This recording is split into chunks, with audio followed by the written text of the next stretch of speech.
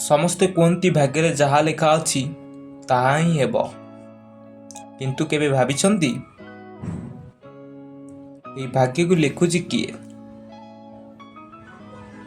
କେହି କ'ଣ ସ୍ୱର୍ଗରୁ ଆସି ତମ ହାତ ଧରି ଲେଖୁଛି? ନିଜ ମନକୁ ପଚାର। ତୁମର ଆଜିର ନିଷ୍ପତ୍ତି ହିଁ ତୁମର ଆସନ୍ତା କାଲିର ଭାଗ୍ୟ।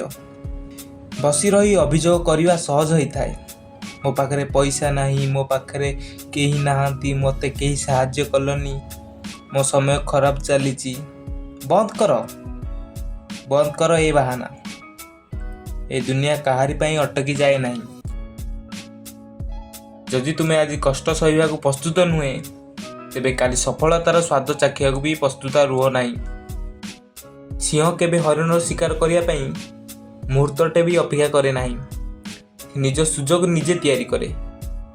ତାହେଲେ ତମେ କାହିଁକି କାହାର ସାହାଯ୍ୟ ଅପେକ୍ଷା କରୁଛ? ଯେବେ ତୁମେ ନିଜକୁ ନିଜର ସବୁଠୁ ବଡ଼ ସାହସ ବୋଲି ଭାବି ନେବ ନା, ସେଦିନ ଦୁନିଆର କୌଣସି ଶକ୍ତି ତୁମକୁ ହରାଇ ପାରିବନି। ଇତିହାସ କେବଳ ପଢ଼ିବା ପାଇଁ ନୁହେଁ ଆଜ୍ଞା, ଇତିହାସ ତିଆରି କରିବା ପାଇଁ ଆମେ ଜନ୍ମ ହୋଇଛେ। ତୁମେ ଉଠ, ନିଜ ଭିତରେ ସେଇ ଶୋଇଥିବା ସିଂହକୁ ଉଠାଅ, ଜଗାଅ ତାକୁ। ଆଜି ହିଁ ଲଢ଼େଇ କରିବା ପାଇଁ ନିଜେ ପ୍ରସ୍ତୁତ ହୁଅ। ମନେ ରଖ, ତୁମେ ସେତେବେଳେ ଯାଏଁ ହାରିବନି ଯେତେବେଳେ ଯାଏଁ ତୁମେ ନିଜେ ନିଜର ହାର ନ ମାନିଛ। ଯାଅ, ଦୁନିଆକୁ ପ୍ରମାଣ କରି ଦେଖାଇ ଦିଅ। ଆଉ କହିଦିଅ ଯେ ମୁଁ ବି ହାରିବା ଜାଣିନି। ଆଉ ଜିତିବା ପର୍ଯ୍ୟନ୍ତ ମୁଁ ଲଢ଼ୁଥିବି। ଆଉ ସାରା ଦୁନିଆକୁ ମୁଁ ଦେଖେଇଦେବି ସକ୍ସେସ୍ କ'ଣ।